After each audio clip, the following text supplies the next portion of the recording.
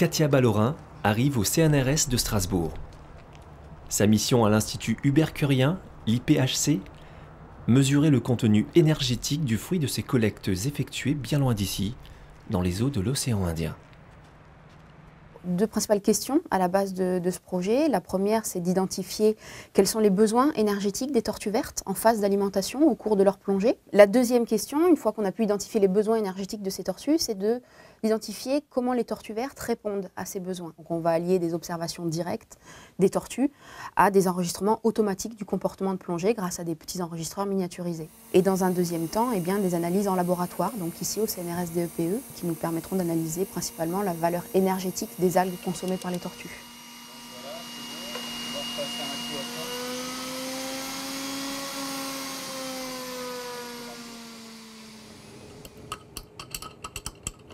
Bon tiens, tu vas, non, avec le pinceau, tu vas déjà faire tomber ça, pendant que je vais nettoyer le reste.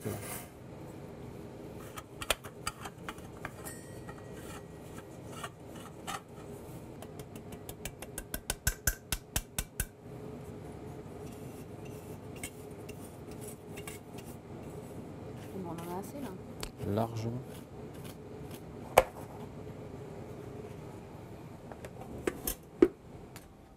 Donc là, on arrive à la dernière étape de cette manipulation. Les algues que l'on a prélevées, que l'on a récoltées à La Réunion, ont été lyophilisées. On les a ensuite broyées pour pouvoir former des petits échantillons de 1 gramme. Et ces petits échantillons, on va à présent les introduire dans la bombe calorimétrique pour pouvoir mesurer la chaleur dégagée par cet échantillon suite à sa combustion totale. Et cette chaleur dégagée va nous permettre d'estimer la valeur énergétique de cet échantillon.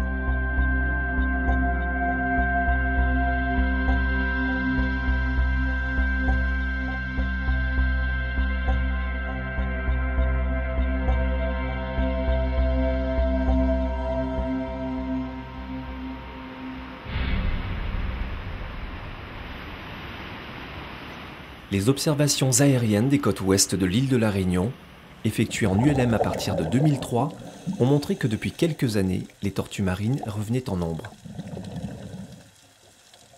C'est là, par 15 mètres de fond, que Katia et l'équipe affrétée par Kelonia sont venus prélever et quantifier les diverses espèces d'algues susceptibles de nourrir les tortues vertes sillonnant ces lieux.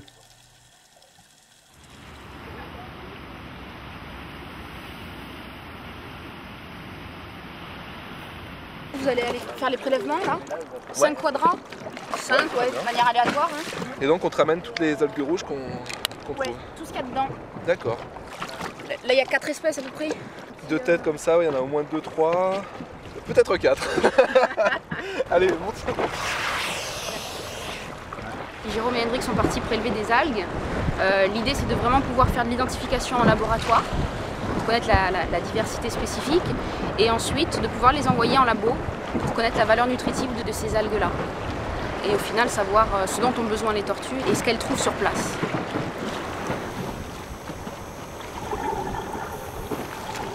Alors un des objectifs aussi très importants de cette manip, c'est de pouvoir valider les observations aériennes. Ces derniers temps, les recensements aériens sont faits à peu près tous les 2 mois en ULM, sur la côte ouest de La Réunion. Et on s'aperçoit qu'il y a des zones où il y a davantage de tortues et d'autres moins. Donc l'idée ensuite, c'est d'aller valider ces observations sur le terrain pour savoir ce qu'il y a sous l'eau et pour quelles raisons certaines zones sont plus attractives que d'autres. Ça va, c'est bien passé? Ouais. C'était très aléatoire. Hein. Ok, donc t'as du rat comme du... Ouais, pas mal de tout. Ouais. Et après, ce qui prend le plus de temps, en fait, c'est de prendre tout ce qui est vraiment ras. Ouais. Donc j'ai ramassé un peu tout ce qu'il y avait dans le quadrat. Le temps change brusquement par ces latitudes. Les nuages chargés des pluies tropicales débordent du versant montagneux pour recouvrir toute la baie de Saint-Paul. Mauvaise visibilité au fond, dans une eau refroidie, il est temps de rentrer.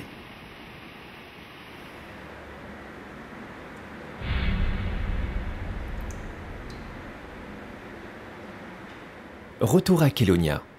L'importante collecte effectuée par Hendrik Sauvigné et Jérôme Bourjat, chercheur à l'Ifremer, doit être triée, mesurée, photographiée et référencée.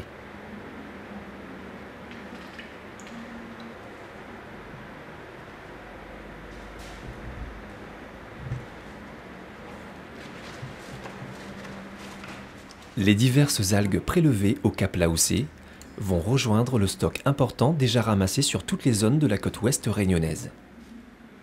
Le travail ne manque pas. Dans moins d'une semaine, la totalité de cette récolte sera étudiée dans les installations de l'IPHC au CNRS de Strasbourg. Parallèlement, pour évaluer les besoins énergétiques des tortues, Manfred Enstip mène une étude sur des individus captifs de Kélonia dans le cadre du partenariat avec l'IPHC.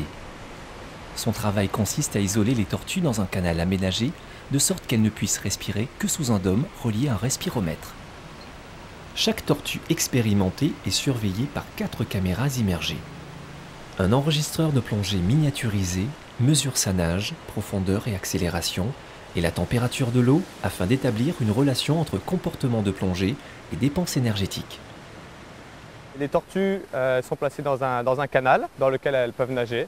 Et en fait, elles sont entraînées à venir respirer uniquement sous un petit dôme qui est relié avec des appareils de mesure qui permettent de mesurer, entre autres, la quantité d'oxygène qui est consommée. Nous testons à la fois les femelles et les mâles. Toutes ces tortues sont aussi placées dans des petits tanks qu'on peut voir derrière moi. En fait. Ça permet en fait de mesurer la quantité d'oxygène qui est consommée chez les tortues lorsqu'elles sont au repos. Dans le cadre de mon stage, je suis amené justement à réaliser les transferts de tortues de leurs bassins respectifs jusque dans ces petits tanks et ensuite assurer le suivi de la tortue pour que tout se passe bien dans des meilleures conditions possibles pour les expériences.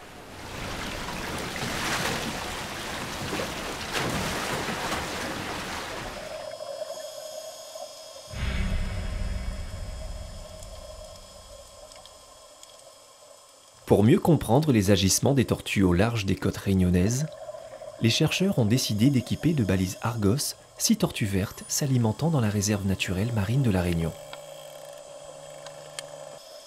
Les opérations de capture, menées de conserve entre Kélonia et la réserve marine, vont durer plusieurs jours.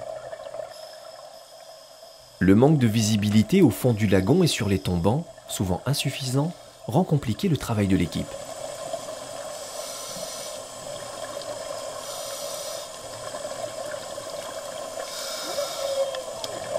Jérôme parvient à surprendre une tortue au repos. Rejoint par Hendrik, il remonte l'animal en surface et le hisse sur le zodiaque.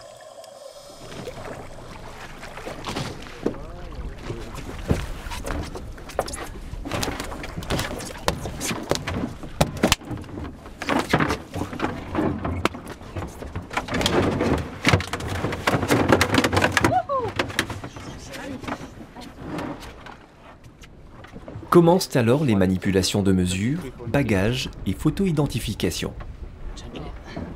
Certaines tortues, au caractère plus marqué, n'apprécient que très modérément la manœuvre.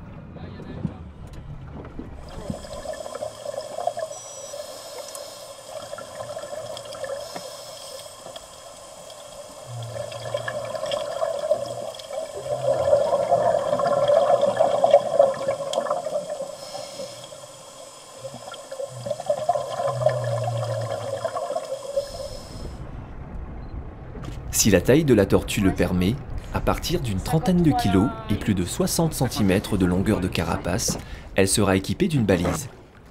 Les plus jeunes sont relâchés.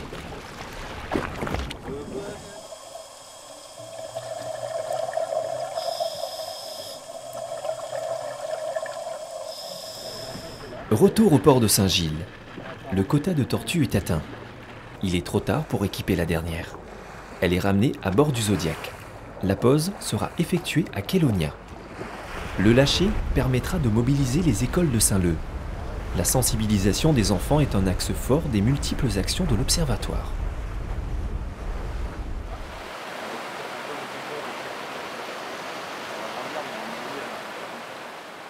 Mailleul, doctorant de l'Université de La Réunion, apporte une aide précieuse au projet.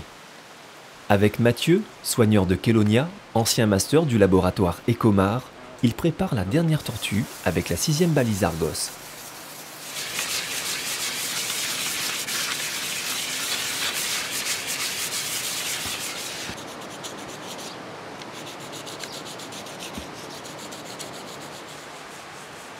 Une fois la carapace nettoyée, la balise est fixée avec de la résine.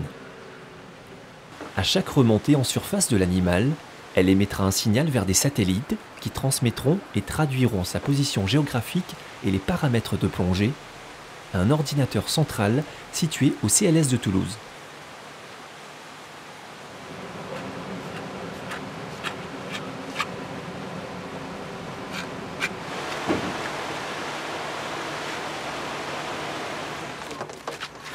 C'est une balise Argos qui va nous permettre de savoir où va Martin. Le petit point à l'arrière noir, pardon, c'est un capteur de pression qui va nous permettre de savoir à quelle profondeur plonge Martin. Donc on aura comme ça exactement son comportement de plongée pendant tout son déplacement. Je vous présente les enfants de Saint-Leu, voilà, qui vont parrainer Martin. Il y a la classe d'Australie qui vous voit, donc vous pouvez leur faire coucou. En anglais aussi. En anglais aussi. Voilà. On va pouvoir la relâcher en mer, donc on va prendre le bateau. Et ensuite, grâce à la balise Argos qui est là, vous pourrez aller sur le site internet de Kélonia et vous verrez le petit déplacement de la tortue. Donc vous saurez exactement où est-ce qu'elle est et qu'est-ce qu'elle fait. La tortue, baptisée du nom de Martin, est relâchée en matinée en présence des enfants de l'école primaire voisine et suivie en direct par des écoliers australiens. Stéphane Sissionne, directeur de Kélonia, commente l'opération en direct pour ses lointains spectateurs. Tu as l'image? Parfait. Vous voyez la mer derrière? Martin semble avoir apprécié son séjour parmi les hommes. Il s'attarde près du bateau, au milieu des plongeurs. Il restera ainsi de longues minutes avant de rejoindre le large. Le suivi de Martin et des 5 autres tortues vertes équipées d'une balise Argos confirme un fort attachement spatial à un secteur du littoral. L'étude des paramètres de plongée montre que les tortues sont plus actives en journée que la nuit et que les jeunes individus exploitent des fonds moins importants, moins 10 mètres que les adultes jusqu'à moins 28 mètres. En fait, au terme de ces 5 premiers mois de suivi, on a quand même un gros résultat qui se dégage. On s'aperçoit que chaque tortue possède un fort attachement spatial à un secteur du littoral. Ce sont des secteurs qui majoritairement correspondent aux tombants récifaux, où d'ailleurs les algues rouges sont relativement abondantes.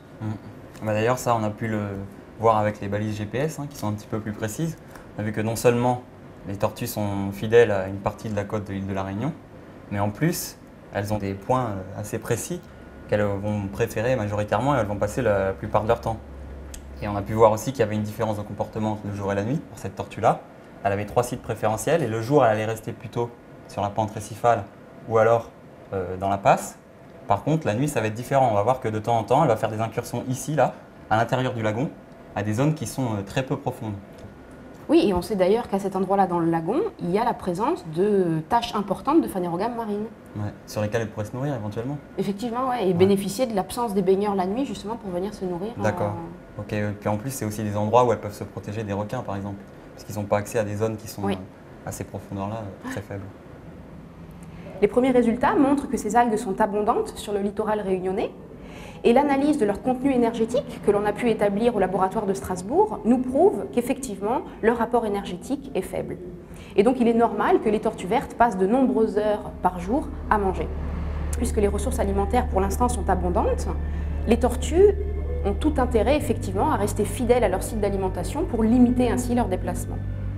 Donc la prochaine étape dans l'avenir est d'identifier les besoins énergétiques, physiologiques de ces individus, de ces tortues, chose que l'on pourra faire grâce au modèle de dépenses énergétiques établi par Manfred dans les bassins de Kélonia. Et donc à terme, nous serons capables d'estimer le nombre de tortues qui peuvent subvenir à leurs besoins sur le littoral réunionnais.